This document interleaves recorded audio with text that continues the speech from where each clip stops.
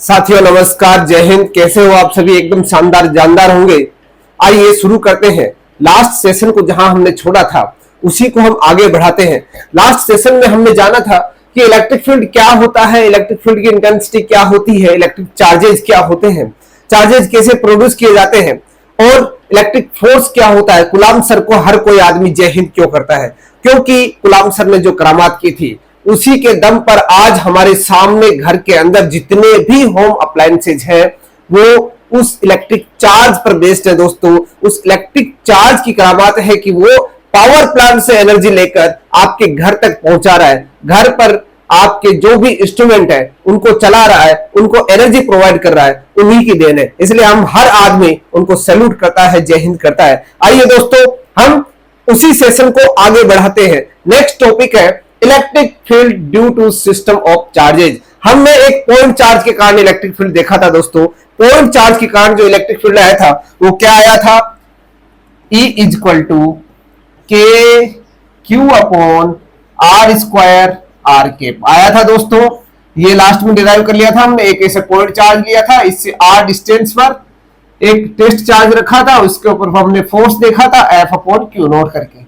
आपको डिटेल से देखना है तो पुराना लेक्चर देखिएगा, उसमें मैंने पूरा डिटेल से बता रखा है। आइए हम बढ़ते हैं आगे इस लेक्चर की ओर, जिसमें हम जानने वाले हैं दोस्तों कि किस तरीके से इलेक्ट्रिक फील्ड हम कैलकुलेट करें यदि हमारे पास n नंबर ऑफ चार्जेस हो। तो दोस्तों आप सभी ने पढ़ा होगा कार्टेशियन कोऑर्डिनेट सिस्टम होता है, जिसके अंदर हम क्या करते हैं, एक ऐसा सिस्टम लेते हैं जिसमें ओरिजिन होता है, ये O होता है, ये एक्स एक्सिस होती है, ये वाई एक्सिस होती है, ये जेड एक्सिस होती है। ठीक है दोस्तों, यहां पर एक पॉइंट चार्ज रख दो Q1, जिसका पोजीशन वेक्टर R1 वेक्टर है जो आपने 11th क्लास में पढ़ा है। यहां पर हमने एक दूसरा पॉइंट चार्ज रख दिया जिसका पोजीशन वेक्टर है R2 वेक्टर है। ऐसे ही दोस्तों एक nth चार्ज है Qn जिसका पोजीशन वेक्टर है Rn।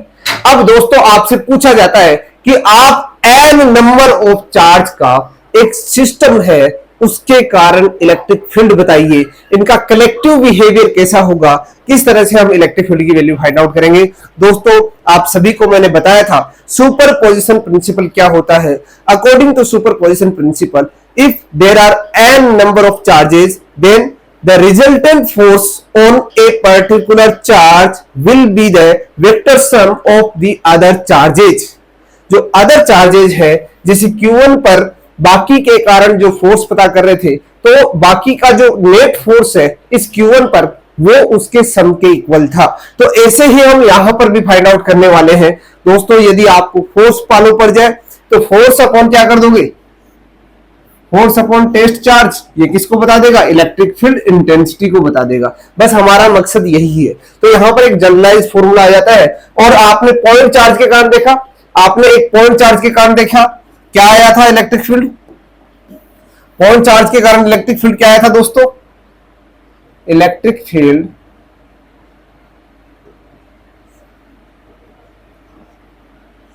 Due to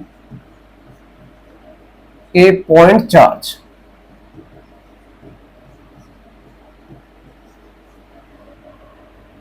Q at R distance हमारे पास आया था E equal to K Q upon R square R cap. अब दोस्तों हमारे पास Q की जगह रिप्लेसमेंट्स है। रिप्लेसमेंट्स क्या है, एक बार Q1 रखो, एक बार Q2 रखो, एक बार Q3 रखो, एक बार Q4 रखो और सबके कारण जो कलेक्टिव बिहेवियर है उसका वेक्टर सम कर दो। तो E vector is equal to क्या हो जाएगा, E1 vector E2 vector plus En vector. यानी इन सब के कारण यहां किसी पर्टिकुलर डिस्टेंस पर आप क्या रख दो, एक नेट चार्ज यानी टेस्ट चार्ज रख दो और इस टेस्ट चार्ज पर इसके कारण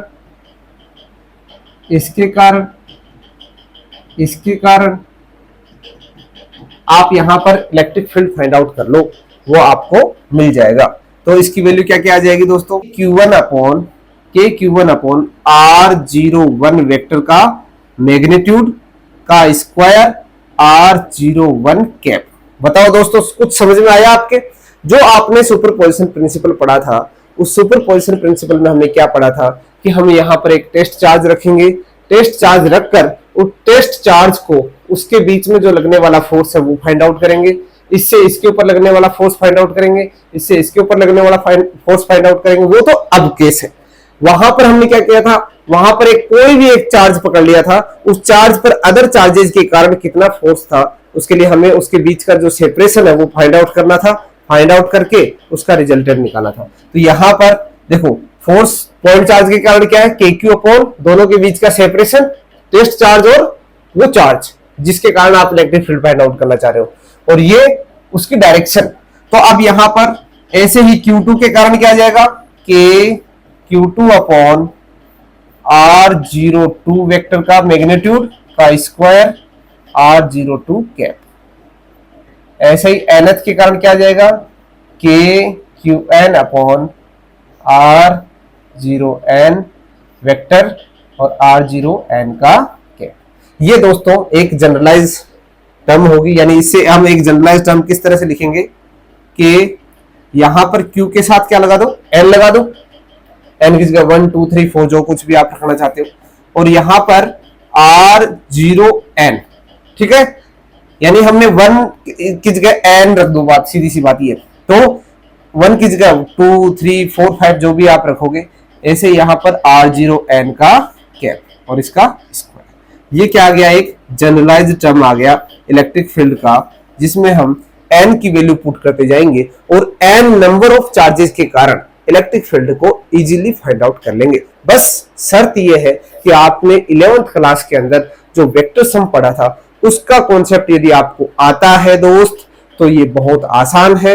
नहीं आता है तो आप मेरे को कमेंट बॉक्स में बताइएगा, मैं आपको इसके बारे में अलग से एक वीडियो बनाकर बता दूंगा, या फिर 11th क्लास का जो लेक्चर है उसको आप अटेंड कर सकते हो, उसमें भी मैंने बता रखा है। ठीक है दोस्तों, आगे बढ़ते हैं नेक्स्ट टॉपिक की ओर। नेक्स्ट टॉपिक है electric field lines. Electric field lines क्या होती है दोस्तों? इलेक्ट्रिक फील्ड लाइंस के बारे में हम जानते हैं। देखो बेटे, ये एक इमेजिनरी लाइंस होती है। इमेजिनरी लाइंस इसलिए बोला जाता है क्योंकि ये बताती है कि कोई चार्ज है, उसके आसपास में सराउंडिंग में किसी टेस्ट चार्ज को लेकर आते हैं, तो वो किस डायरेक्शन में फोर्स अप्लाई करता है उसको रिप्रेजेंट करता है। मोटे मोटे तौर पे ये कह सकते हो कि सपोज मैंने ये चार्ज ले रखा है, ये मुट्ठी पर चार्ज है, इसके पास में मैं यहाँ पर एक पॉइंट चार्ज लेके आऊं, टेस्ट चार्ज लेके आऊं, तो इस टेस्ट चार्ज पर या तो क्या करेगा, ये अट्रैक्ट करेगा या इसको रिपेल करेगा, इस नेचर पर डिपेंड करता है। तो अट्रैक्ट करेगा तो ये इधर करेगा, या रिपेल करेगा तो उधर करेगा। तो यहां पर हम क्या करेंगे, फील्ड लाइन ड्रॉ करेंगे। मींस इस टेस्ट चार्ज के पास में इस चार्ज के पास में, सोर्स चार्ज के पास में कोई टेस्ट चार्ज लेकर आते हैं, तो वो टेस्ट चार्ज की ट्रेजेक्ट्री कैसी होगी ये कौन डिसाइड करेगा? ये इलेक्ट्रिक फील्ड का कर्वेचर होगा। इलेक्ट्रिक फील्ड जरूरी नहीं है कि एक स्ट्रेट लाइन में ही हो, इलेक्ट्रिक फील्ड लाइंस एक कर्वेचर भी कर सकती है, जैसे इस तरीके से भी हो सकता है, ऐसे भी हो सकता है, स्ट्रेट लाइन भी हो सकता है, ये इस तरीके से भी हो सकता है, अरे डिपेंड करता है। आपको मैं इस तरह के एग्जांपल भी बताऊंगा, उसमें अपने अच्छे से पढ़ भी लेंगे इसको। ठीक है दोस्तों, आगे बढ़ते हैं। इलेक्ट्रिक फील्ड लाइंस की प्रॉपर्टीज क्या होती है, इसकी प्रॉपर डेफिनेशन क्या होती है, वो मैं आपको बताता हूं। Electric field lines are those imaginary lines which start from the positive charge and end at the negative charge. These field lines represent the direction of electric field at any point. किसी भी point पर आपको electric field find out करना हो तो उस point पर आप इलेक्ट्रिक फील्ड लाइन के ऊपर एक टेंजेंट ड्रॉ करो। वो टेंजेंट सीधा सीधा आपको जो इलेक्ट्रिक फील्ड की मुंडी है उस मुंडी को बताएगा। इलेक्ट्रिक फील्ड कौन सी तरफ अपनी मुंडी रखता है, इधर रखता है तो ये डायरेक्शन, इधर रखता है तो इलेक्ट्रिक फील्ड की ये डायरेक्शन। मींस यदि मैंने वहां इसके सामने पॉजिटिव चार्ज रखा तो उसको वो धक्का देगा। इलेक्ट्रिक फील्ड इधर लाइन है तो इधर धक्का देगा, आपकी तरफ है तो आपकी तरफ पुश करेगा। इस तरह से वहां पर हम डायरेक्शन को पता कर सकते हैं। देखो इस तरह की कुछ लाइंस की प्रॉपर्टी है। Electric field lines must begin on positive charge. Positive charge है, इससे इलेक्ट्रिक फील्ड लाइंस क्या होती है, हमेशा स्टार्ट होती है। Terminate at the negative charge, means यहां पर कोई नेगेटिव चार्ज है तो यहाँ पर जाके ये क्या हो जाएगी, एंड हो जाएगी। और एट इंफिनिटी, यदि यहाँ पर कोई टेस्ट चार्ज नहीं है, सॉरी कोई चार्ज नहीं है, तो ये कहां पर जाएंगी दोस्तों, ये इनफाइनाइट पर जाएंगी जहां पर इसका एंड होना है। ऐसा नहीं है कि वहां से घूमकर वापस आ गए, घूमने वाला सिस्टम नहीं है, ये पॉजिटिव चार्ज से स्टार्ट हो जाएंगी। यदि ये पॉजिटिव चार्ज आइसोलेटेड है, मींस इसके आसपास कोई भी चार्ज नहीं है, इन दैट सिचुएशन ये फील्ड लाइंस कहां तक जाएंगी, इनफाइनाइट तक जाएंगी, वहां तक इनका ट्रेजेक्टरी होगी। The number of field lines living on a positive charge or entering at a negative charge is proportional to the magnitude of the charge। Means जो चार्ज जितना शक्तिशाली होगा उसकी फील्ड लाइंस उतनी ही ज्यादा डेंसर होगी, इतनी ज्यादा नंबर में होगी। यदि पॉजिटिव चार्ज है और वो बहुत शक्तिशाली है, शक्तिशाली मीन्स गुलाम सर ने आपको बताया है कि उसका मैग्नीट्यूड ज्यादा है। जैसे एक कूलाम चार्ज है, एक 10 कूलाम चार्ज है, कौन सा शक्तिशाली हुआ, 10 कूलाम चार्ज, सीधी सी बात है। तो 10 कूलाम चार्ज ज्यादा शक्तिशाली है, तो इसके कारण जो फील्ड लाइंस होंगी वो क्या होंगी, ज्यादा डेंसर होगी compare to the 1 coulomb. 1 coulomb में सपोज 3 लाइन निकल रही है तो यहां पर 7-8 निकलेगी। इस तरह से आप पहचान सकते हो कि ये कौन सा पावरफुल है। ठीक है, नेक्स्ट क्या है, the strength of the field is proportional to the closeness of the field lines. आपको जैसे वही बात को ये यहां पर दिखाना चाह रहा है कि यहां पर फील्ड लाइंस जो है वो डेंसर है, डेंसर है यानी पास पास है, पास पास है, तो जो इलेक्ट्रिक फील्ड है उसकी वैल्यू भी क्या होगी दोस्तों, ज्यादा होगी। अब ये कैसे समझे, मैं आपको एक सिंपल सी तरीके से समझाने की कोशिश करता हूं। अभी जस्ट आप अभी पढ़ के आए हो, electric field due to point charge क्या पढ़ा था हमने, KQ/R² पढ़ा था ना। इसका मैं सिर्फ मैग्नीट्यूड की बात कर रहा हूं, डायरेक्शन की बात नहीं कर रहा। ये क्या कह रहा है, strength of the field, strength यानी वैल्यू ऑफ द फील्ड किसके प्रोपोर्शनल है, closeness of the field lines. यानी फील्ड लाइंस क्लोज होगी, क्लोज होगी तो उस पहले वाले पॉइंट में हमने क्या पढ़ा था, जो फील्ड लाइंस है वो क्लोजनेस किस पर डिपेंड करता है, उसकी मैग्नीट्यूड ऑफ द चार्ज पर डिपेंड करता है। यानी इसकी जो वैल्यू है ना, Q की वैल्यू, ये डिसाइड करेगा कि इलेक्ट्रिक फील्ड की वैल्यू ज्यादा होनी चाहिए या कम होनी चाहिए। इलेक्ट्रिक फील्ड की वैल्यू ज्यादा होगी, वो किस पर डिपेंड करता है, closeness of the field lines पर डिपेंड करता है। जो यानी यहां पर फील्ड लाइंस ज्यादा होगी, इट मींस चार्ज की स्ट्रेंथ ज्यादा है, चार्ज ज्यादा शक्तिशाली है, और चार्ज ज्यादा शक्तिशाली है तो फील्ड लाइंस ज्यादा है मींस डेंसर है, डेंसर है तो इलेक्ट्रिक फील्ड की वैल्यू भी ज्यादा है मेरे दोस्त, इलेक्ट्रिक फील्ड की वैल्यू भी क्या ज्यादा होगी। साथ ही साथ क्या कह रहा है, it is proportional to the number of lines per unit area perpendicular to the lines. हमेशा आपको मालूम ही है कि इलेक्ट्रिक फील्ड जो है यहां पर एक क्रॉस सेक्शन कर लो, आप एक प्लेन इंटरसेक्ट कर लो और उस प्लेन से जितनी फील्ड लाइंस पास होंगी, नंबर ऑफ फील्ड लाइंस वहां से कैलकुलेट की जाती है। नंबर ऑफ फील्ड लाइंस इस एरिया से ज्यादा पास होंगी, इट मींस डेंसर है, डेंसर है मींस ज्यादा स्ट्रेंथ है, इलेक्ट्रिक फील्ड की वैल्यू भी ज्यादा है। फील्ड लाइंस सबसे इंपॉर्टेंट पॉइंट, 2017 या 18 के आसपास सीबीएसई ने क्वेश्चन भी पूछा था कि field lines can never cross. बहुत ही इंपॉर्टेंट है मेरे दोस्तों, वेरी वेरी इंपॉर्टेंट पॉइंट है। कहता है कि इलेक्ट्रिक फील्ड लाइंस कभी भी एक दूसरे को क्रॉस नहीं करती है। क्यों नहीं करती है मित्रों, क्योंकि इस इलेक्ट्रिक फील्ड लाइंस की एक विशेषता है, इलेक्ट्रिक फील्ड लाइंस यदि एक दूसरे को क्रॉस करेंगे, देखो इससे पहला एक दूसरा पॉइंट आपको मैं बताने जा रहा हूं, उसको आप समझो। वो पॉइंट मैंने यहां पर नहीं लिखा। कह रहा है कि एक इलेक्ट्रिक फील्ड लाइन ऐसे जा रही है, ये पॉजिटिव से ओरिजिनेट हो रही है और यहां नेगेटिव पे क्या हो रही है, टर्मिनेट हो रही है। ये कहता है कि इलेक्ट्रिक फील्ड लाइन किसी पर पॉइंट पर, आप यदि इलेक्ट्रिक फील्ड की डायरेक्शन देखना चाहते हो तो क्या करो, इस पॉइंट पर टेंजेंट ड्रॉ करो। आप बहुत ही होशियार बच्चे हो, आपको टेंजेंट ड्रॉ करना आता है। टेंजेंट किसी भी कर्वेचर का टेंजेंट ऐसे होता है, ये एक कर्वेचर है, इसका टेंजेंट क्या होगा, ये होगा डेफिनेटली, इस पॉइंट पर ये होगा, इस पॉइंट पर ये होगा, इस पॉइंट पर ये होगा, ऐसे कर सकते हो ना। तो इस पॉइंट पर ये जो टेंजेंट है, ये टेंजेंट किसकी डायरेक्शन बताएगा, इलेक्ट्रिक फील्ड की डायरेक्शन बताएगा। ये बात है, इंपॉर्टेंट बात ये है कि इलेक्ट्रिक फील्ड की जो डायरेक्शन है वो कैसे आती है, जो एक कर्वेचर है जिस पॉइंट पर आप इलेक्ट्रिक फील्ड फाइंड आउट करना चाहते हो उस पॉइंट पर आप टेंजेंट ड्रॉ कर लो, वो आपको डायरेक्शन बता देगा कि इलेक्ट्रिक फील्ड की डायरेक्शन ये होगी। अब आप में से जो होनहार बच्चा है उसके दिमाग में एक क्वेश्चन ये भी आ सकता है कि सर आपने एरो इधर ही क्यों किया, इधर क्यों नहीं किया? अरे तो मेरे महान बच्चे, अरे होनहार बच्चे, आपको मैंने जस्ट क्या बताया था, electric field lines originate from the positive charge. तो इलेक्ट्रिक फील्ड ओरिजिनेट पॉजिटिव से होती है, तो पॉजिटिव की तरफ थोड़ी जाएगा, इलेक्ट्रिक फील्ड की डायरेक्शन पॉजिटिव से दूर जाएगा, यानी अपोजिट डायरेक्शन में जाएगा जिधर पॉजिटिव नहीं है। तो पॉजिटिव इधर नहीं, इधर पॉजिटिव नहीं है, इधर नेगेटिव है, यानी इस डायरेक्शन में इसकी इलेक्ट्रिक फील्ड की डायरेक्शन होगी। बात क्लियर होगी? आगे बढ़े। देखो मैंने आपको बताया था इस पॉइंट पर कैसे समझे इसको।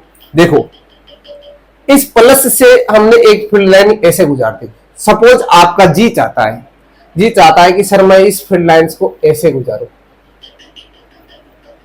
मान लेते हैं इसको ऐसे गुजार लेते हैं, ये फील्ड लाइन ऐसे जा रही है और इस पॉइंट पर आप बताओ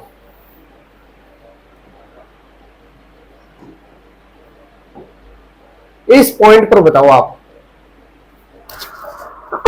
सॉरी इस पॉइंट पर क्या होगा? ये पॉइंट ए है, इस पर इलेक्ट्रिक फील्ड की डायरेक्शन क्या होगी? एक तो ये होगी और एक इसके ऊपर, सॉरी इसका टेंजेंट ये होगा। एक डायरेक्शन ये होगी, एक डायरेक्शन ये होगी। इसको E1 बोलता हूं, इसको E2 बोलता हूं।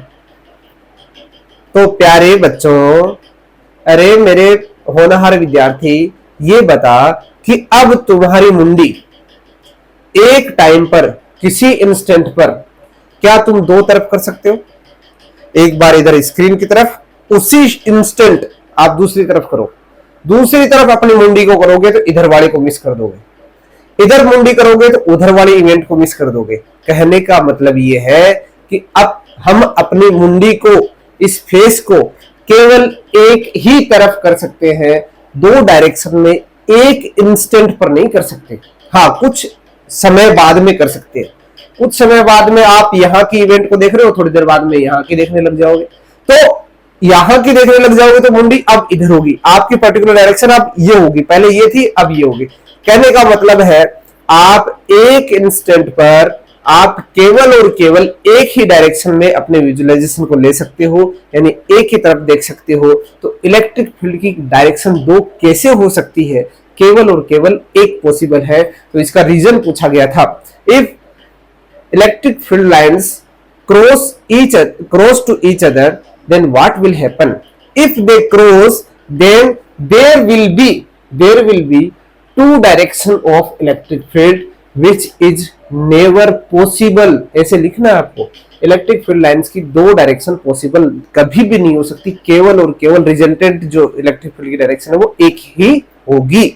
ठीक है, ये इसका कारण हो जाएगा। दूसरा है electric field lines are having open curve. देखो मित्रों, आपको समझ में आ गया होगा, हालांकि आपको ज्यादा डिटेल से बताने की आवश्यकता मेरे हिसाब से नहीं बनती, फिर भी कोशिश करता। आपने अभी पढ़ा कि पॉजिटिव से ओरिजिनेट होती है, नेगेटिव पे एंड हो जाती है। पॉजिटिव से ओरिजिनेट हो जाती है, सपोज एक नेगेटिव चार्ज इधर है, एक इधर है, ये क्यू चार्ज है। बताओ पॉजिटिव से निकली, Q1 पर एंड होगी। क्या इसने कोई ओपन क्लोज कर्व बनाया? क्या यहां से घूम के वापिस आई, बोला ले मैं तुम्हारे से वापस मिलने आता हूं? नहीं, ऐसा सिस्टम नहीं है, ऐसा सिस्टम नहीं है। यानी इलेक्ट्रिक फील्ड लाइंस कभी भी क्लोज कर्व नहीं बनाती है, ये हमेशा ओपन कर्व बनाती है। यानी ओपन कर्व रहता है, प्लस से निकलती है, या तो आइसोलेटेड चार्ज है, आइसोलेटेड चार्ज मतलब केवल पॉजिटिव चार्ज है, तो हमेशा इनफाइनाइट की तरफ जाएगी। जैसे एक प्लस चार्ज है, इससे इनफाइनाइट की ओर निकल गई। सॉरी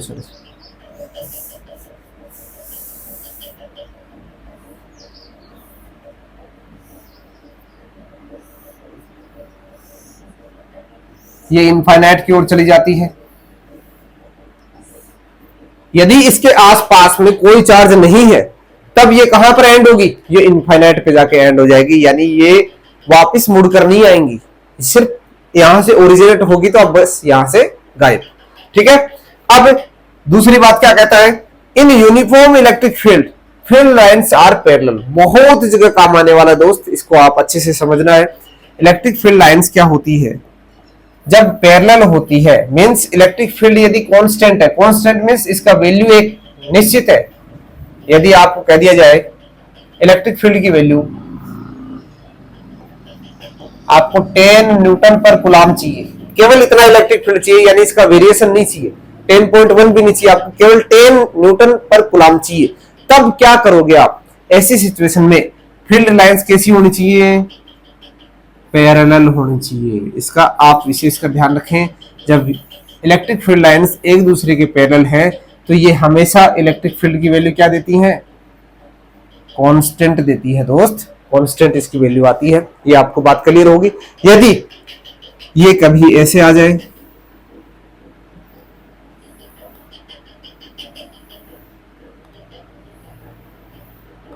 अब बताओ यहां पर इलेक्ट्रिक फील्ड की वैल्यू, यहां पर इलेक्ट्रिक फील्ड की वैल्यू कौन सी ज्यादा है? E1 और E2 में कौन सा लार्जर है बताओ? E1 की वैल्यू E2 से क्या होगी? ज्यादा होगी। क्यों? क्योंकि यहां पर हमने पढ़ा था ना, जहां पर डेंसर है, क्लोजनेस है, वहां पर फील्ड क्या है? फील्ड ज्यादा है, स्ट्रेंथ ज्यादा है, स्ट्रेंथ ज्यादा होगी। जहां पर ये दूर दूर है तो वहां पर इलेक्ट्रिक फील्ड की स्ट्रेंथ भी क्या होगी? कम होगी। बात आपके समझ में आई? पाचन हुआ, हाजमा हो गया। चलो तो नेक्स्ट टॉपिक की ओर बढ़ते हैं। नेक्स्ट टॉपिक क्या कहता है मेरे दोस्त?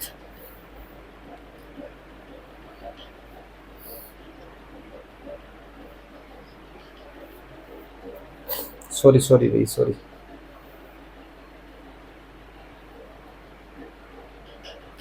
नेक्स्ट टॉपिक है इलेक्ट्रिक फील्ड लाइंस आ गई आपको। इलेक्ट्रिक फील्ड लाइंस का कुछ एग्जांपल्स बताता हूं।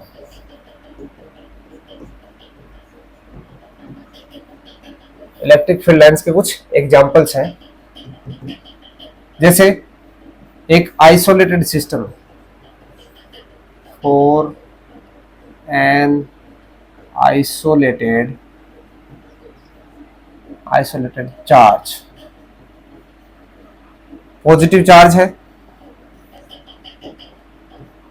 पॉजिटिव चार्ज है तो इसके कारण अभी जैसे मैंने थोड़ी देर पहले ड्रॉ किया था,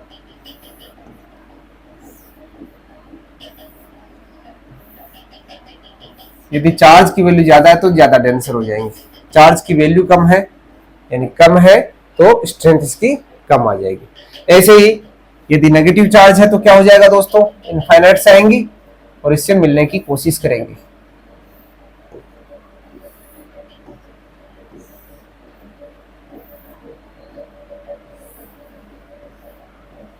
ये नेगेटिव चार्ज की कहानी है।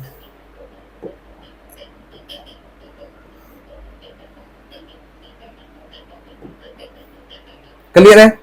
और एग्जांपल बताता हूं। यहां पॉजिटिव चार्ज है और इधर भी पॉजिटिव चार्ज है। अब आएगा ना मजा, देखते हैं। देखो क्या होता है।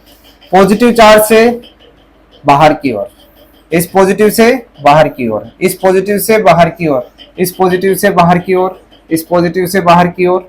अब देखो इस पॉजिटिव से इधर जाने की कोशिश तो करेगी, पर इसकी इतनी औकात नहीं है कि इसको भेद सके, पार कर सके, क्योंकि इसको क्या करेगा? ये रिपेल करेगा।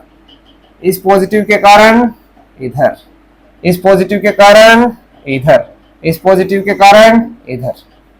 ये इधर चली जाएंगी, ये इधर चली जाएंगी, ये इधर चली जाएंगी, ये इधर चली जाएंगी। बताओ यहां पर कौन सा पॉइंट बना? यहां पर एक न्यूट्रल पॉइंट बन गया। इसे क्या कहेंगे हम? इसे बोलेंगे न्यूट्रल पॉइंट। न्यूट्रल पॉइंट क्यों? क्योंकि यहां न्यूट्रल पॉइंट पर इलेक्ट्रिक फील्ड की जो वैल्यू है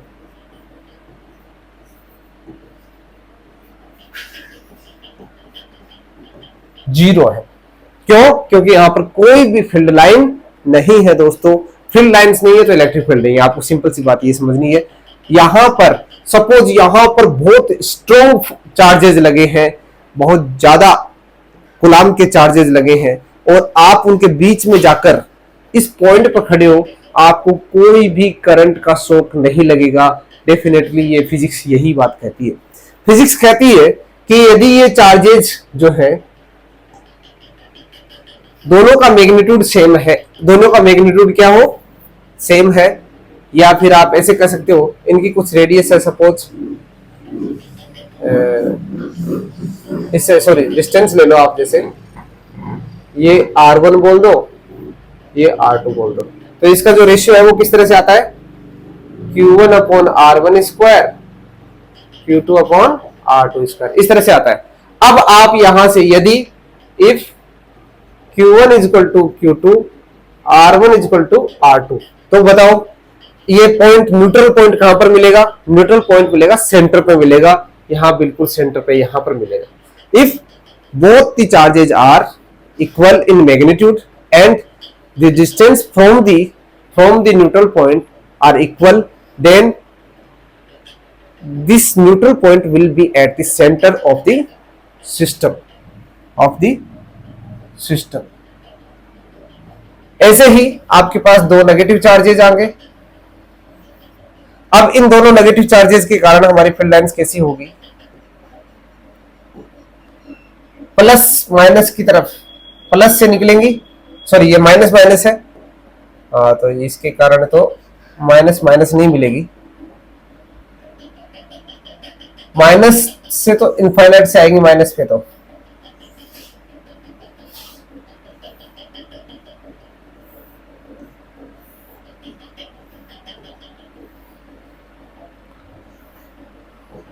ध्यान रखना ये इधर वाली जो है ना बिल्कुल बिल्कुल स्ट्रेट मत कर देना, थोड़ी बेंड मिलेगी, ये भी थोड़ा बेंड मिलेगा ऐसे, क्योंकि थोड़ा थोड़ा इफेक्ट जो है ना यहां तक आता जाता है।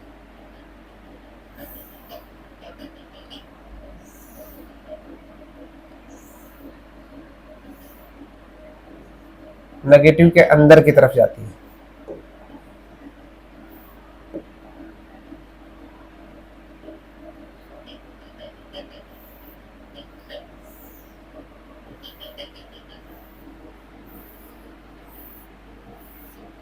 आप साथ साथ नोट्स भी बना रहे हो ना, एक अच्छी आदत डेवलप करो, आप साथ साथ नोट्स लिखते रहो, इससे बहुत फर्क पड़ता है। साथ साथ लिखोगे तो आपको समझने में बहुत आसानी होगी। हालांकि मैं नोट्स आपको उपलब्ध करा दूंगा, पर मुझे नहीं लगता कि ये जरूरत होगी, क्योंकि आप साथ साथ लिखोगे तो बहुत बेहतर है, आपका अटेंशन भी इस तरफ रहता है, समझना भी आसान रहता है। अब देखो बेटे, यहां पर भी क्या होगा, एक न्यूट्रल पॉइंट होगा, ये Q1 चार्ज, ये Q2 चार्ज। आई थिंक इसको ज्यादा समझाने की आवश्यकता नहीं है, सेम टू सेम एग्जांपल पहले वाली तरह है, बस डिफरेंस है, डिफरेंस वहां पॉजिटिव चार्जेस थे दोनों, यहाँ पर दोनों नेगेटिव चार्ज है। पॉजिटिव के कारण बाहर की तरफ थी इलेक्ट्रिक फील्ड लाइंस, और नेगेटिव के कारण अंदर की ओर, इनवर्स। ठीक है दोस्तों, अब आपके सामने लिए चलता हूं एक शानदार सा एग्जाम्पल जो एग्जाम में अक्सर पूछा जाता है। Positive charge, negative charge, positive से नेगेटिव की तरफ जाके नेगेटिव पे टर्मिनेट हो जाएगी, पॉजिटिव से ओरिजिनेट हो जाएगी, पॉजिटिव से ओरिजिनेट हुई, नेगेटिव पे जाके मिल गई, पॉजिटिव से ओरिजिनेट हुई, नेगेटिव पे जाके मिल गई, पॉजिटिव से ओरिजिनेट हुई, नेगेटिव पे जाके मिल गई, पॉजिटिव से जाना चाह रही थी इनफाइनाइट पे, पर जाकर इसने खींच लिया नेगेटिव ने, क्योंकि ये आइसोलेटेड सिस्टम नहीं है मेरे दोस्त, इसने यहां से खींच लिया। अब इस तरह से ऐसे घूम के नहीं आएंगे उधर से, पर आप इस तरह से थोड़ा सा, अब इधर वाली पॉजिटिव से बाहर की ओर, ये बाहर की ओर जाने की कोशिश करेगी, ये इधर मिलने की कोशिश करेगी, पर मिल नहीं पाएगी, बिछुड़ जाएगी। ये इधर जाएंगी, सारी की सारी इस तरह से जाएंगी, यहाँ पर यहाँ वाली स्थिति क्या होगी, ये इनफाइनाइट से इधर आ रही है, इनफाइनाइट से आ रही है, ये इनफाइनाइट से इधर आ रही है।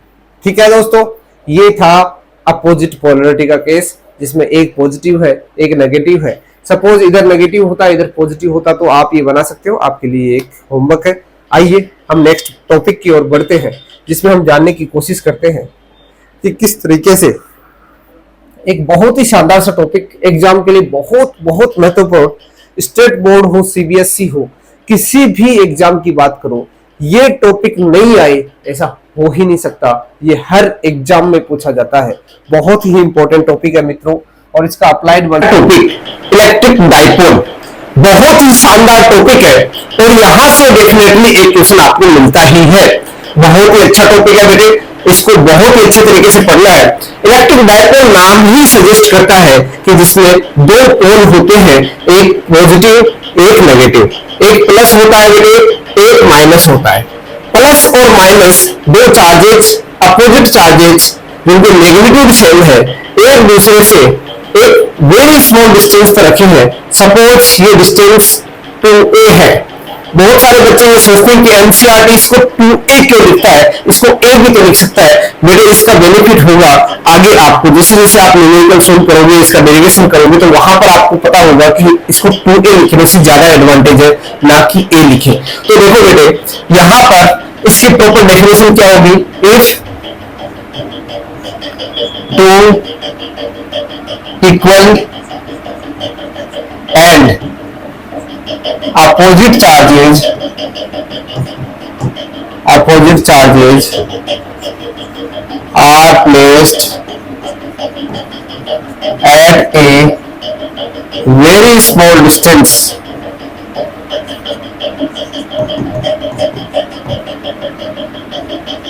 then this system is called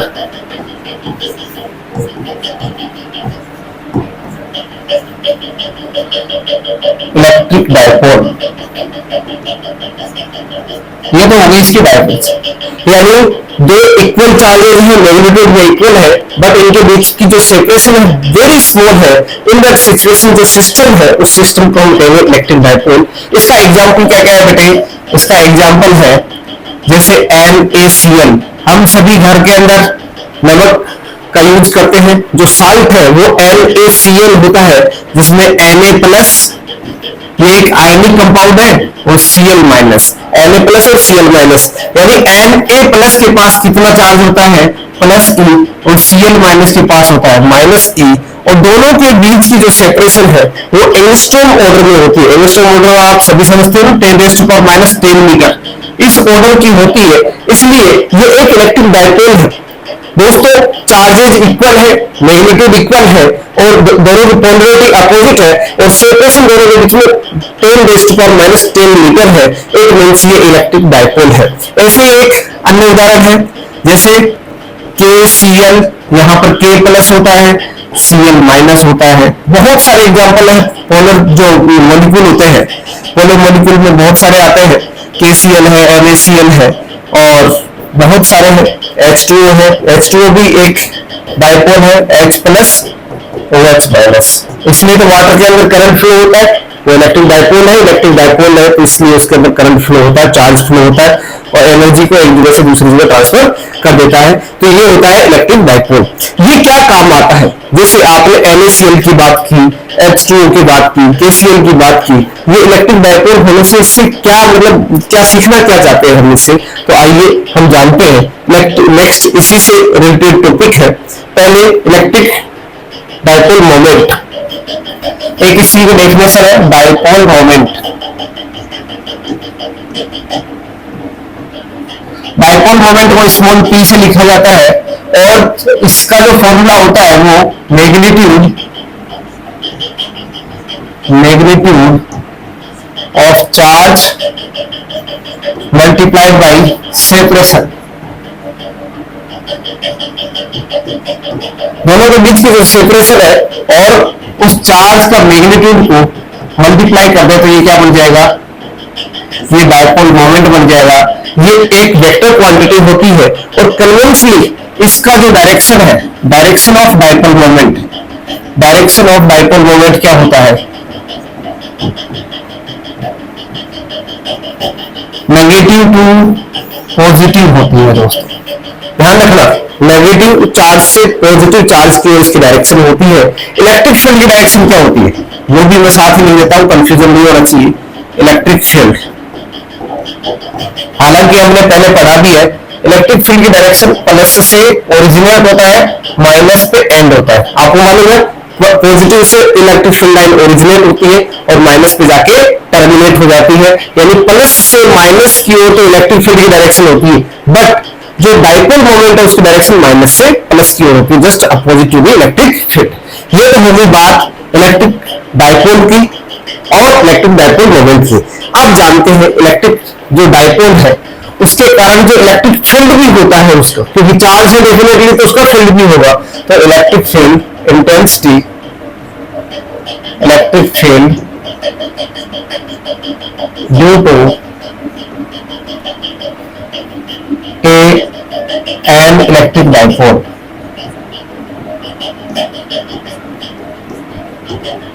electric dipole के कारण उस इलेक्ट्रिक डायपोल का एक इलेक्ट्रिक फील्ड होगा। आप थोड़ा सा अजीब लग रही होगी आपको ये बात, कहने का मतलब है H2O मॉलिक्यूल है, HCl मॉलिक्यूल है, KCl मॉलिक्यूल है, NaCl मॉलिक्यूल है, उसका खुद का भी इलेक्ट्रिक फील्ड होता है। उस इलेक्ट्रिक फील्ड की वैल्यू कितनी होती है ये फाइंड आउट करना बहुत ही जरूरी है, क्योंकि वो हमें मालूम पड़ जाएगा तो उसकी जो एप्लीकेशन है उसके बारे में अपने को मालूम पड़ जाएगा। आपको एक शानदार सी बात बताता हूं। आप मोबाइल पर बात करते हो, मोबाइल पर बात करते हो, लगातार यदि आप किसी अपने दोस्त से बात करते हो तो आपका कान गर्म हो जाता है। इसके पीछे का राज क्या है? वो एक, क्योंकि आपकी बॉडी के अंदर वाटर मॉलिक्यूल है और उस वाटर मॉलिक्यूल से संबंधित एक एप्लीकेशन है, क्योंकि वहां पर एक टॉर्क लगता है। अलग डिटेल में हम पढ़ने वाले हैं, इसलिए मैं थोड़ा सा ये बताना चाह रहा हूं, क्योंकि आपको डायपोल से संबंधित एक रिलेशन बने कि ये एक्चुअली में अपने कुछ यूटिलाइजेशन वाली है कि नहीं है। ये अप्लाइड चीज है, इसके बारे में हम डेली इसके बारे में सीखते हैं, जानते हैं, इसके थ्रू हम गुजरते हैं, हमारा दिन डेली लाइफ इसके थ्रू गुजरती है। यानी H2O मॉलिक्यूल अपनी बॉडी के अंदर है और इसके ऊपर यदि H2O मॉलिक्यूल को इलेक्ट्रिक फील्ड में रख दे तो वो घूमने लगता है। वहां पर एनर्जी जो होती है टेम्परेचर की फॉर्म में क्या एग्जिट होती है, बाहर निकलती है, और वो जो उसकी वजह से कान गर्म हो जाता है वो आप सभी देखते भी हो, ऑब्जर्व भी करते हो। तो इलेक्ट्रिक डायपोल है, वहां पर भी जो कान गर्म होने का पीछे कारण क्या है? इलेक्ट्रिक डायपोल, सीधी सी बात है। तो इलेक्ट्रिक डायपोल है, उसका इलेक्ट्रिक फील्ड क्या होगा दोस्तों? आइए, तो यहाँ पर इलेक्ट्रिक फील्ड निकालने के लिए यहाँ पर दो एक्सिस है, जैसे ये पॉजिटिव चार्ज है, ये नेगेटिव चार्ज है। इस पॉजिटिव चार्ज और नेगेटिव चार्ज को मिलाने वाली जो लाइन है इसको तो बोल देंगे हम एक्सिस, और इसके सेंटर से जो परपेंडिकुलर लाइन ड्रॉ होगी उसे बोल देंगे हम इक्वेटोरियल लाइन। इसको क्या बोलेंगे दोस्तों? Equatorial line.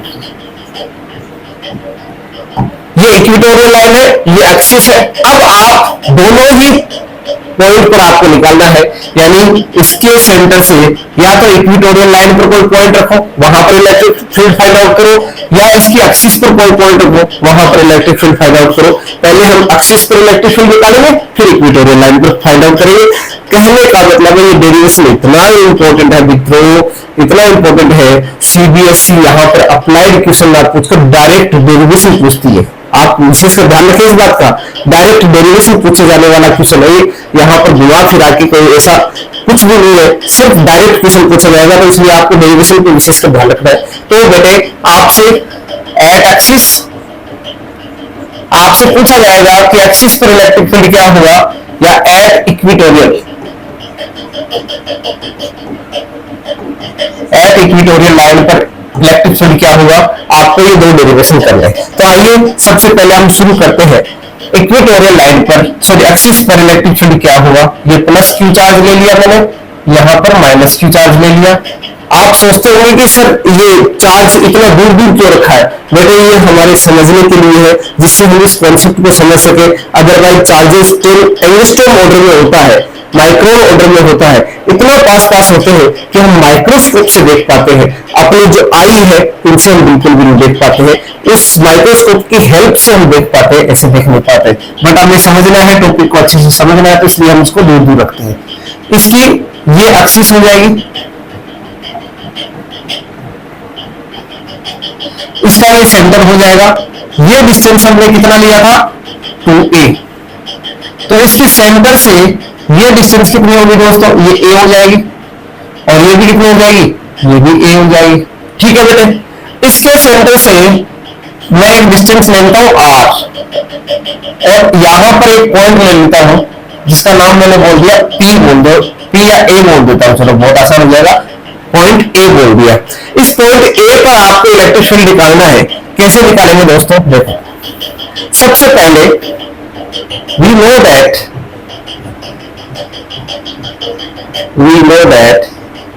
इलेक्ट्रिक फील्ड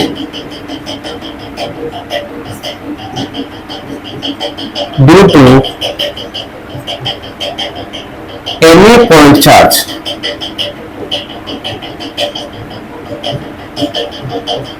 क्या है, is equal to K Q upon R square into R cap. ये होता है इक्वेशन 1। हम सभी जानते हैं इलेक्ट्रिक फील्ड की वैल्यू क्या होती है पॉइंट चार्ज के कारण, E is equal to K Q upon R square R cap. पहले का डेरिवेशन में आप पढ़ चुके हो, आपको अच्छे से समझाया जा चुका पहले वाले सेशन के अंदर। इस सेशन में इससे पहले वाला यानी इससे पहला लेक्चर था उसमें आपको देखा, आपने देखा तो उसको एक बार देख लीजिएगा। अब यहां पर कितने पॉइंट चार्ज है, एक चार्ज ये एक चार्ज ये, तो यहां पर दो पॉइंट चार्ज है तो दोनों के कारण since in dipole in a dipole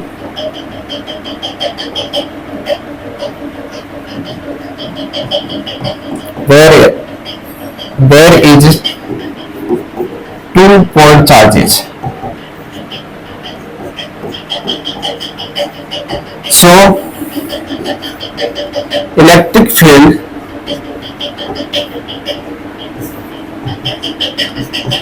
at point A due to both charges will be,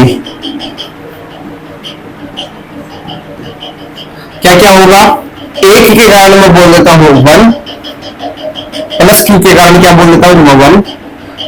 since ये पॉजिटिव चार्ज है, यहां पर आपको इलेक्ट्रिक फील्ड फाइंड आउट करने में क्या रखना पड़ेगा बेटे, टेस्ट चार्ज रखना पड़ेगा। इस पॉजिटिव चार्ज के कारण इलेक्ट्रिक फील्ड की डायरेक्शन क्या होगी, हमेशा आउटवर्ड, सभी जानते हो प्लस से बाहर की ओर, तो प्लस से बाहर की ओर होगी यानी इसकी डायरेक्शन हो जाएगी ये E1 की डायरेक्शन ये, और माइनस के कारण अंदर की ओर, तो इसलिए ये E2 की डायरेक्शन हो जाएगी। तो E1 की वैल्यू कितनी आ जाएगी दोस्तों, के क्यू अपॉन, अब डिस्टेंस कितना है, इसकी डिस्टेंस कितनी है दोस्तों, इसकी डिस्टेंस बताओ आप। सबसे महत्वपूर्ण बात यहां पर यही है, यहां से ये डिस्टेंस कितनी है, ये ए, ये यहां से यहां पूरी आर, तो इसको मैं आर प्लस ए लिख दूं। बताओ क्लियर है क्या बात। इस माइनस क्यू चार्ज की डिस्टेंस कितनी है, माइनस क्यू चार्ज की डिस्टेंस टोटल आर है, इसमें से ए माइनस कर दो तो ये आर माइनस ए। बताओ कोई डाउट है क्या, बात कर ले रहे हैं, यानी पॉइंट ए की डिस्टेंस प्लस क्यू चार्ज से कितनी है, प्लस क्यू चार्ज से आर प्लस ए है, इसका स्क्वायर करना है आर कैप लोगे, या फिर आप थोड़ा सा और आसान तरीके से यदि बताना चाहो तो इसको आप प्रॉपर टुवर्ड्स पॉइंट ए बोल देता हूं मैं, टुवर्ड्स पॉइंट ए, इससे थोड़ी आसानी हो जाएगी, टुवर्ड्स पॉइंट ए, ये इवन हो गया, even vector equation 2। E2 vector कितना आ जाएगा दोस्तों, माइनस क्यू के कारण के Q upon are minus A का होल स्क्वायर, और ये कितना आ जाएगा इनवर्स, या फिर मैं इसको बोल दो अपोजिट टू दी, ये इनवर्स या अपोजिट टू दी इवन। तो यहां पर माइनस लिख के मैं इस डायरेक्शन में बोल सकता हूं, यानी यहां पर माइनस आ जाएगा, तो आप ऐसे बोल सकते हो, इसको मैं ऐसे लिख दूं माइनस के Q upon are minus A का होल स्क्वायर, माइनस मैंने पहले लिख दिया, इस मतलब टुवर्ड्स क्या आ जाएगा ए, ठीक है, टुवर्ड्स पॉइंट ए, ये हो गया हमारा E2 वेक्टर। दोस्तों सुपरपोजिशन प्रिंसिपल जस्ट आपको मैं अभी पढ़ा के आया हूं, यानी मल्टीपल चार्जेस का आपके पास सिस्टम है तो उसके कारण इलेक्ट्रिक फील्ड क्या होता है, वेक्टर सम होता है, जानते हो आप सभी। अब दोनों ही वेक्टर एक ही डायरेक्शन में है तो डायरेक्टली भी उसको क्या कर सकते हैं, ऐड कर सकते हैं, आपको प्रोजेक्शन लेने की आवश्यकता नहीं है। यदि किसी एंगल पे होता है दूसरा वेक्टर तो उसका प्रोजेक्शन लेते, फिर उसके कंपोनेंट को आपस में ऐड करते, इस तरह से हम कर पाते। अब आपको प्रोजेक्शन लेने की आवश्यकता नहीं है, डायरेक्ट क्या करो, using vector sum E vector is equal to यानी पॉइंट ए पर फाइंड आउट कर रहे हो तो ई ए वेक्टर बोलता हूं मैं, E1 vector plus E2 vector using equation, using the equations 2 and 3 क्या बन जाएगा, ई ए वेक्टर इन, इसको 4 बोल दो, क्या बन जाएगा, ई ए vector is equal to K Q upon are plus A का होल स्क्वायर माइनस, ये माइनस है, के Q upon are minus A का होल स्क्वायर। ये दोनों ही एक ही डायरेक्शन में है, टुवर्ड्स ए, ठीक है। यहां पर आप में सभी जानते हो, आप सभी इसका, ये a प्लस बी का होल स्क्वायर, ये a माइनस बी का होल स्क्वायर। यहां एलसीएम ले ले, तो यहां मैं एलसीएम लेने के लिए r प्लस ए का होल स्क्वायर, ये r माइनस ए का होल स्क्वायर, ये जब इसमें इसका डिवाइड करेंगे तो ये तो कट जाएगा, प्लस वाला माइनस वाला बचेगा, तो के क्यू मैं पहले से ही कॉमन ले लूं तो ज्यादा बेहतर होगा, के क्यू इसके ऊपर भी इसके ऊपर भी कॉमन आ गया, और यहां पर क्या बचेगा, r माइनस ए का whole square minus r plus A का होल स्क्वायर। बात क्लियर है या नहीं, आगे बढ़े। ई ए वेक्टर इज इक्वल टू क्या हो जाएगा दोस्तों, के क्यू अपॉन ए प्लस बी का होल स्क्वायर, ए माइनस बी का होल स्क्वायर, तो इसको मैं क्या लिख सकता हूं, ए स्क्वायर माइनस बी स्क्वायर का होल स्क्वायर हो जाएगा। ए plus B, A minus B का फॉर्मूला क्या होता है, ए plus B A minus B का फॉर्मूला क्या होता है, लिख देता हूं, वहां पर किसी को मालूम नहीं होता, A plus B A minus B is equal to होता है A square minus B square, square square तो लोग एक तरह से मल्टीप्लाई में आ जाएगा, तो A square minus B square बन जाएगा। ऊपर क्या बना है दोस्तों, यहां इसका ओपन करो, ए माइनस बी का होल स्क्वायर क्या होता है, R square A square plus B square minus 2ab, यहां पर लगाओ R square plus A square minus 2ar minus bracket लेना है यहां पर R square plus A square plus 2ar, है या नहीं, बात क्लियर है। देखो इस माइनस से इसको मल्टीप्लाई करेंगे तो क्या होगा, ये माइनस का ये माइनस का ये माइनस, तीनों माइनस कर देंगे, यहां ये प्लस का इस माइनस माइनस से कट जाएगा, बाकी ये माइनस का ये माइनस का दोनों क्या हो जाएंगे, आपस में जुड़ जाएंगे। तो ई ए वेक्टर क्या हो जाएगा दोस्तों, K Q upon R square minus A square का whole square minus 4ar towards A. Clear है बात। अब देखो यहां पर हम इसमें एक नई फिजिकल क्वांटिटी लाना चाहते हैं, उसका नाम है डाइपोल मोमेंट, क्योंकि हम इलेक्ट्रिक फील्ड का रिलेशन डाइपोल मोमेंट के थ्रू बताना चाहते हैं, जिससे हमारे लिए बहुत आसानी हो जाएगी। यानी हमें डाइपोल मोमेंट मालूम हो तो हम इलेक्ट्रिक फील्ड फाइंड आउट कर सकते हैं इजीली। तो देखो बेटे, since dipole moment P vector क्या होता है, Q इंटू 2a, इसको इक्वेशन को मैं बोल देता हूं, ये इक्वेशन आ गया अपना 5 नंबर और ये इक्वेशन आ गया 6 नंबर। इस 6 नंबर का इस 5 नंबर में रखें, 6 नंबर की जो वैल्यू है उसको 5 नंबर में रखें, और 5 में आप ऐसे देखो अलग अलग बटे हुए, तो अब Q इंटू 2a कैसे बनाए, यानी यहां से 2 इधर ले आओ, बाकी सारी क्वांटिटी ऐसे ले आओ, तो क्या बढ़ जाएगा, इस वेक्टर इसकी डायरेक्शन क्या होगी बताओ, माइनस से प्लस, और माइनस से प्लस यानी हमने जो लिया है वो कैसे लिया, प्लस इधर है माइनस इधर, और ये टुवर्ड्स क्या है, ए है, ये माइनस से प्लस है यानी इधर है, इधर की बात करना चाह रहा है, तो मैं इसको माइनस बोलकर टुवर्ड्स ए लिख दूं तो कैसा रहेगा बताओ, यानी मैं इसको ऐसे लिख सकता हूं। देखो यहीं पर अपना काम अच्छा हो जाएगा, यदि आप समझ जाओ तो बहुत अच्छी बात है। देखो यदि माइनस से प्लस डायरेक्शन है, इसको मैं प्लस से माइनस बना दूं तो यहां माइनस लगाना पड़ेगा, अगर माइनस से मल्टीप्लाई करो दोनों तरफ से, तो इसको आप ऐसे भी लिख सकते हो, इसको यहां पर ऐसे भी लिख सकते हो, माइनस टुवर्ड्स ए, इस माइनस को मल्टीप्लाई कर दो तो पी वेक्टर क्या हो जाएगा, माइनस क्यू इंटू टू ए टुवार्ड्स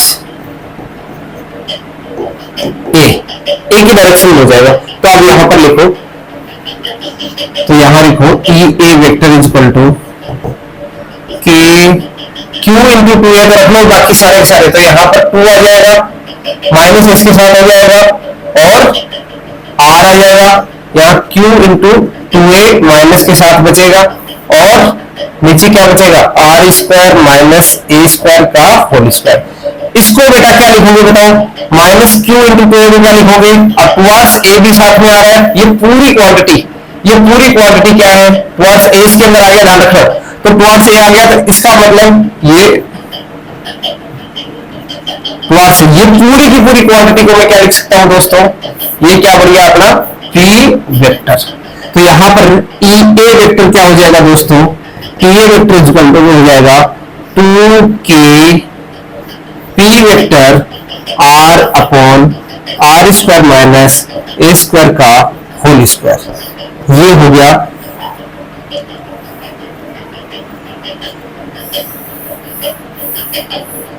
और साथ में डायरेक्शन क्या पी वेक्टर, देखो मैंने यहां वैसे लिखने की जरूरत नहीं पड़ेगी, टुवार्ड्स ए नहीं था, टुवार्ड्स ए किसके अंदर आ गया, वो इंफॉर्मेशन उस पी वेक्टर के अंदर आ गई। तो ये क्या फॉर्मूला बन गया, ये इंपॉर्टेंट फॉर्मूला है, वेरी वेरी इंपॉर्टेंट फॉर्मूला। अब हम कंडीशंस लगाएंगे, इसका विशेष को ध्यान रखें, आपको इसका स्क्रीनशॉट ले लेना है, नहीं समझ में आए तो आप एक बार पूछ लेना, रिवर्स कर लेना, वहां से आपको क्लियर हो जाएगा। आगे बढ़े, चलो यहां पर क्या कंडीशन लगाना है, देखो कंडीशन ये है, आप सभी जानते हो कि H प्लस Cl माइनस, यदि हम एग्जाम्पल ले लें तो इसकी साइज एंगस्ट्रॉम ऑर्डर में, सेपरेशन एंगस्ट्रॉम ऑर्डर में। अब यदि इसके सेंटर से हम इलेक्ट्रिक फील्ड फाइंड आउट करना चाहते हैं तो वो ये जो डिस्टेंस है इस ए के कंपैरिजन में क्या होगी, बहुत बहुत अधिक होगी। भाई सपोज आप डाइपोल के सेंटर से सेंटीमीटर डिस्टेंस में मेजर करना चाहते हो, वो एंगस्ट्रॉम ऑर्डर में है, ये जो डिस्टेंस है वो कितनी है, एंगस्ट्रॉम में है, और ये सेंटीमीटर में है। कितना अंतर है, 10⁸ टाइम्स ज्यादा है। इसलिए आप इसको क्या कर सकते हो, कंडीशन क्या लगाओगे, देखो यहां पर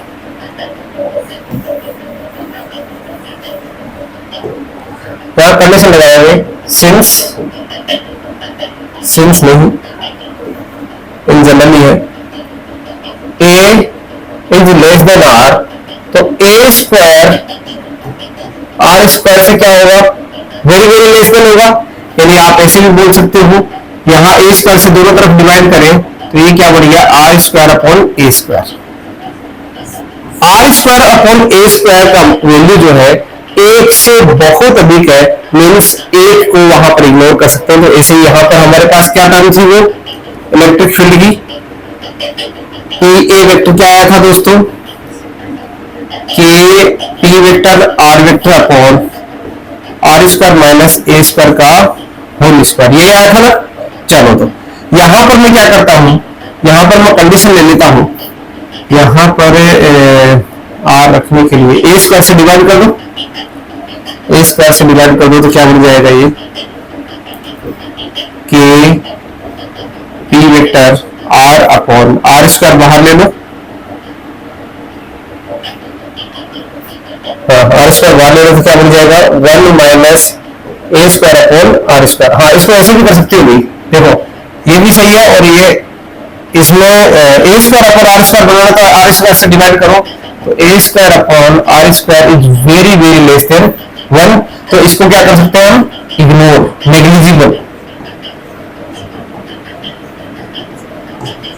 ये नेग्लिजिबल है, यानी इसको क्या कर दो, इग्नोर कर दो। फिजिक्स इग्नोर बहुत करती है, जो फिजिक्स को पढ़ता नहीं है मन लगाकर उसको फिजिक्स क्या करती है, इग्नोर। अरे वाह मित्र, क्या बात आप समझ गए अच्छे से। चलो दे, अब यहां पर किसको इग्नोर करना है, A square upon R square को इग्नोर करना है, बाकी ऐसे कैसे रखना है। ई ए वेक्टर क्या हो जाएगा दोस्तों, K P vector, K vector नहीं P vector R upon R square, एक आर कट गया, क्या बन गया मित्रों, K P vector upon R. Sorry यहां पर ध्यान रखना, नीचे स्क्वायर था, स्क्वायर था, तो ये स्क्वायर का क्या हो जाएगा, ओल स्क्वायर हो जाएगा, और ये स्क्वायर था। स्क्वायर का स्क्वायर यानी पावर फोर में से एक कट गई, कितने बच गए 3, तो KP vector upon R cube. दोस्तों क्या आ गया है, वेरी वेरी इंपोर्टेंट फॉर्मूला। जब कंडीशन लगा दिया गया तो इलेक्ट्रिक फील्ड की जो वैल्यू है at axis point will be KP vector upon R cube. ठीक है दोस्तों, बात क्लियर है। चलो तो आगे का जो टॉपिक है वो हम पढ़ने जाते हैं। उससे पहले आप एक बार इसका स्क्रीनशॉट ले लीजिएगा, फिर आगे पढ़ते हैं।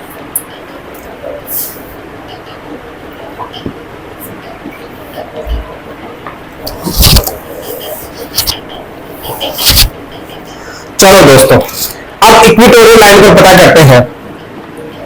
इलेक्ट्रिक फील्ड, नेक्स्ट पॉइंट है इलेक्ट्रिक फील्ड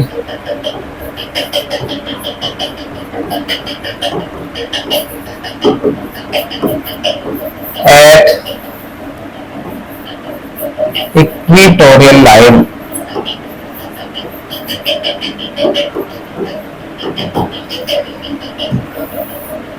अब आपके पास प्लस क्यू चार्ज, यहां माइनस क्यू चार्ज, इन दोनों के बीच की डिस्टेंस 2a और यहां इसका सेंटर है।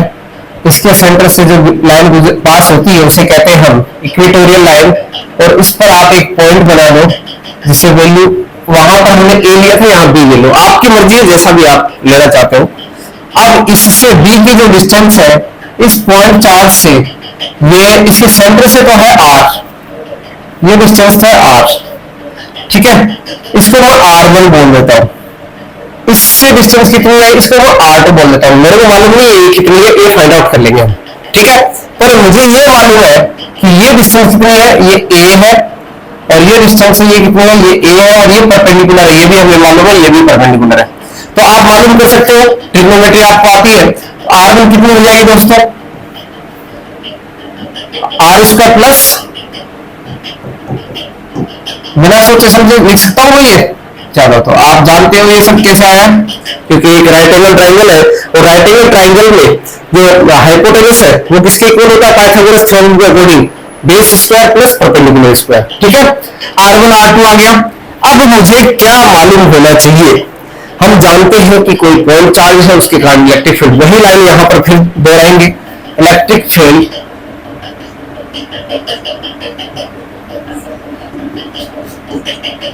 ड्यू टू पॉइंट चार्ज क्या हो जाएगा, at R distance is K Q upon R square R के। ये था दोस्तों।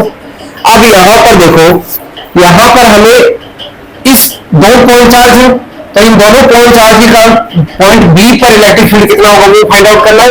तो हम देखते हैं, देखो इलेक्ट्रिक फील्ड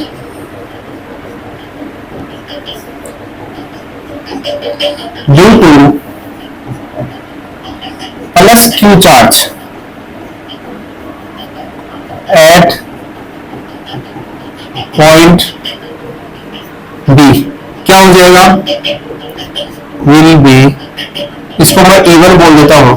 प्लस से इसकी डायरेक्शन क्या होगी दोस्तों, प्लस से इसकी डायरेक्शन नहीं होगी, इसको E1 बोल दो।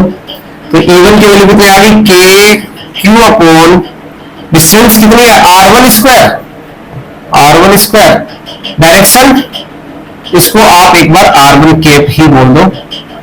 आगे इसके जो कंपोनेंट को डिवाइड करना पड़ेगा अपने को इसको। तो ये एक इक्वेशन होगी। सिमिलरली यहां माइनस क्यू आ जाएगा,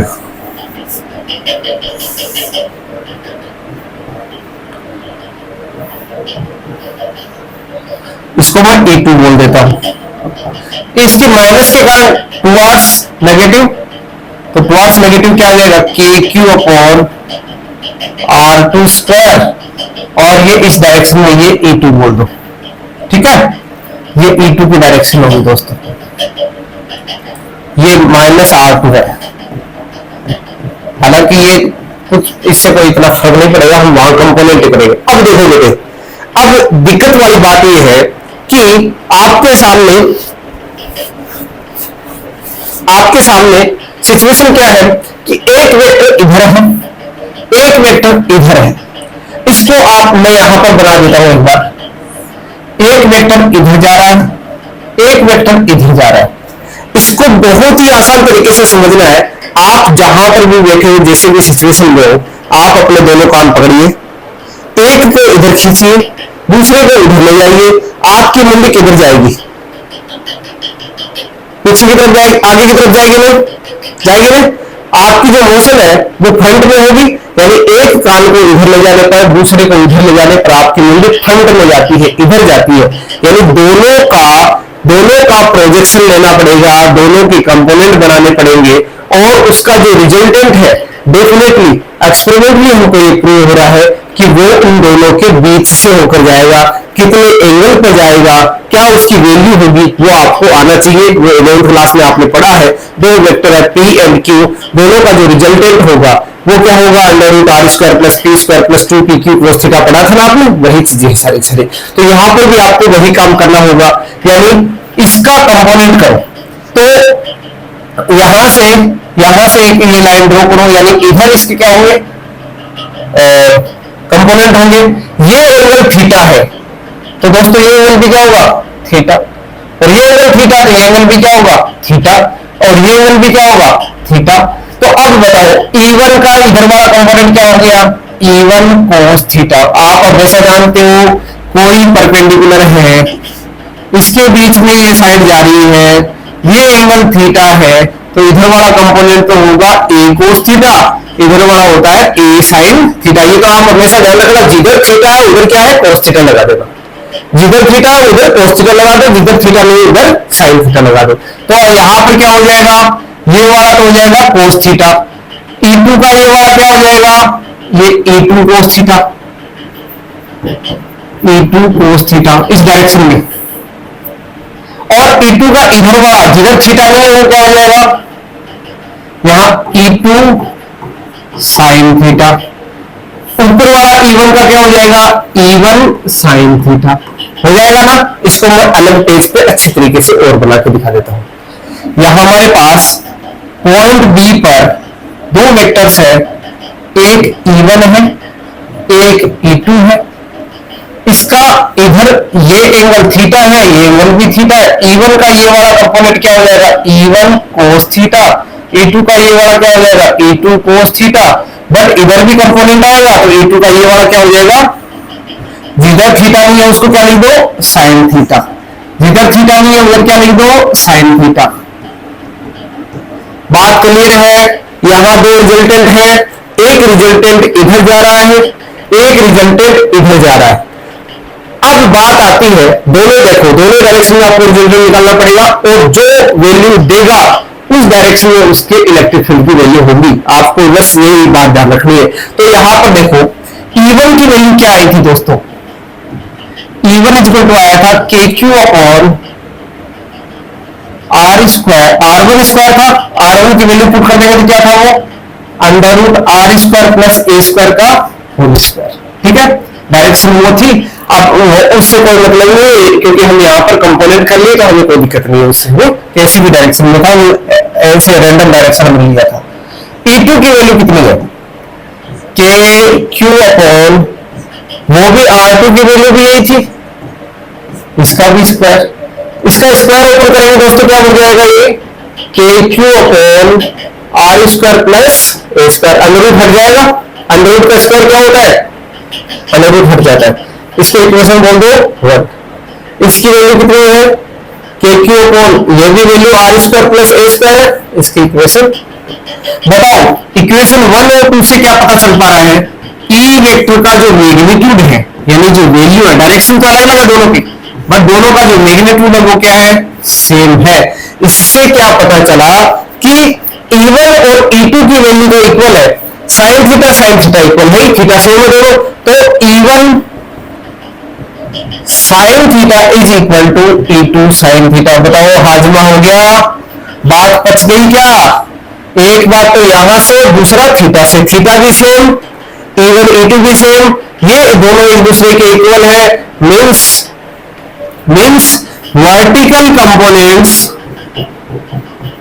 vertical components are cancelled to each other, but जो horizontal component है वो ऐड हो जाएंगे, horizontal components are added, दोनों जुड़ जाएंगे क्योंकि दोनों एक ही तरफ है, ये भी ई ये भी ई, ऐसे बोल सकते हो आप, इसके इक्वल ई बोल देता हूं मैं, तो ये ई sine theta E sine theta दोनों इक्वल होंगे, तो ये इस डायरेक्शन में इस डायरेक्शन, कहने का मतलब रेक्टेंगल फॉर गेम में इधर भी फोर्स लग रहा है इधर भी लग रहा है, जब तक इसका सेंटर क्या रहेगा, रेस्ट में रहेगा, इक्वल है तब तक रेस्ट में रहेगा, एक तरफ जैसे ज्यादा हो जाएगा मोशन उधर ही हो जाएगी, वही टीम विनर हो जाएगी। तो यहां पर ये तो इक्वल है इसलिए ये तो कैंसिल, इधर तो मोशन होगी नहीं, इधर तो इलेक्ट्रिक फील्ड होगा ही नहीं, बस इलेक्ट्रिक फील्ड की डायरेक्शन होगी ये, इस डायरेक्शन में क्या हो रहा है, इस डायरेक्शन में दोनों ही कंपोनेंट ऐड हो रहे हैं, कहने का मतलब रिजल्टेंट हमें मिलने वाला है इस डायरेक्शन में, तो उसकी वैल्यू कितनी होगी दोस्तों, इसकी वैल्यू होगी, दोनों जुड़ जाएंगे तो इसकी वैल्यू होगी E = E1 cos theta plus E2 cos theta, E1 और E2 दोनों की वैल्यू E है, ये भी E cos थीटा हो जाएगा, तो ये 2E cos थीटा हो जाएगा, ठीक है। अब इस E की वैल्यू कितनी है इस इक्वेशन से, तो 2 into KQ upon R² plus A² cos theta, ये E की वैल्यू आ गई, ठीक है, इसका इक्वेशन 1 पुट करो। अब यहां पर हमें KQ मालूम है, R मालूम है, A मालूम है, पर cos थीटा की वैल्यू मालूम नहीं है। आप देखो पहले के लेक्चर में चलते हैं, वहां से हम cos थीटा की वैल्यू निकालते हैं। देखो यहां पर बेटे आपके सामने ये एक ट्राइंगल है, ठीक है, इस ट्राइंगल से cos थीटा कैसे निकलेगा, थीटा के सामने परपेंडिकुलर, ये बेस ये हाइपोटेनस, cos थीटा क्या होता है, cos थीटा इक्वल टू होता है बेस अपॉन हाइपोटेनस, यानी a upon R² plus A² का अंडर रूट, cos थीटा बन जाएगा, करेक्ट।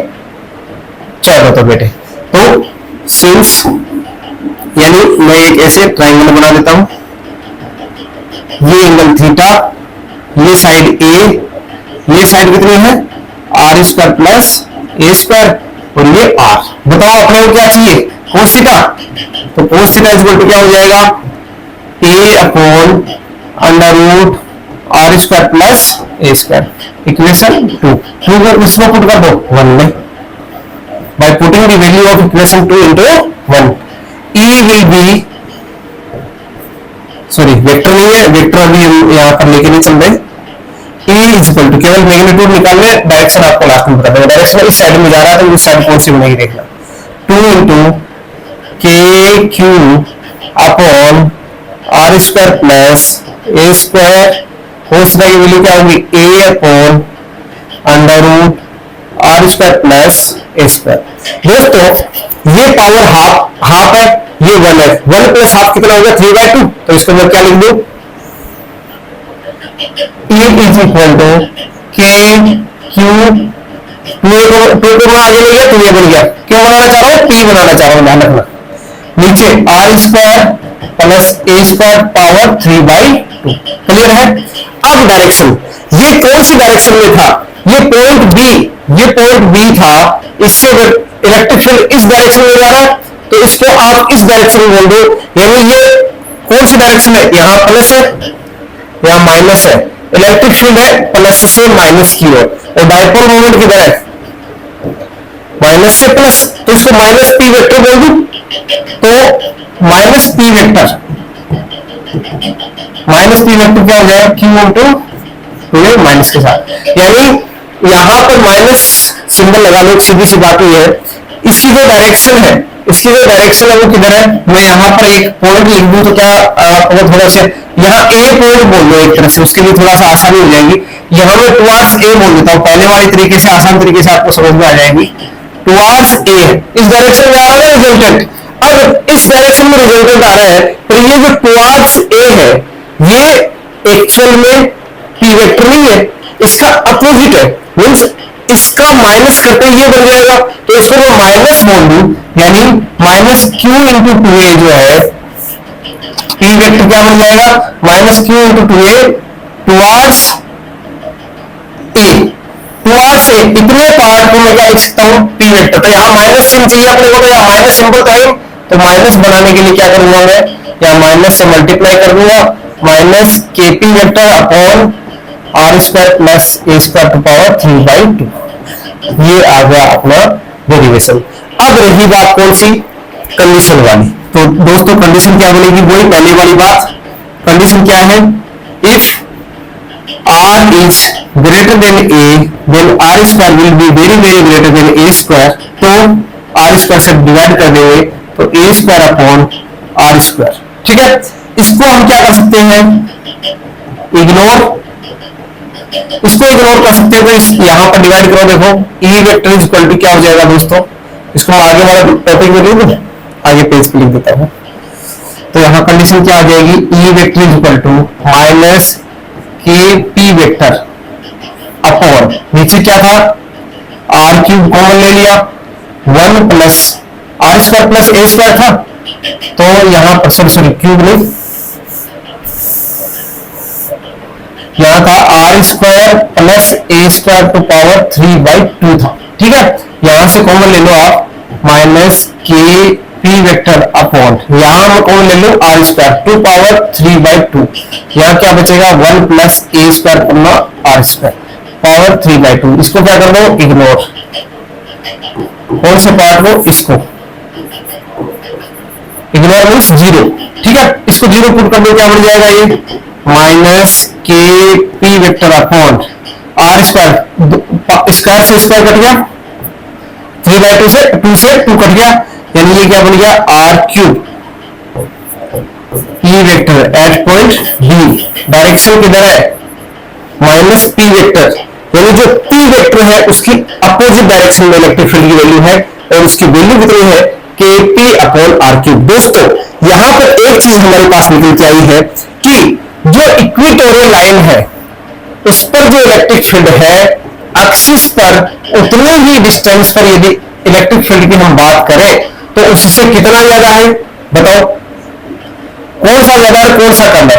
इक्वेटोरियल लाइन पर एक्सिस पर आया हमारा K P vector upon R cube, साथ में 2 आया, और यहां पर कितना आया K P vector upon R cube आया, बताओ कौन सा ज्यादा, यानी एक्सिस पर इलेक्ट्रिक फील्ड हमेशा ज्यादा होता है, और कितना होता है, double of the equatorial line होता है। ये बात आपको विशेष कर ध्यान रखनी है, ये इंपॉर्टेंट बात है।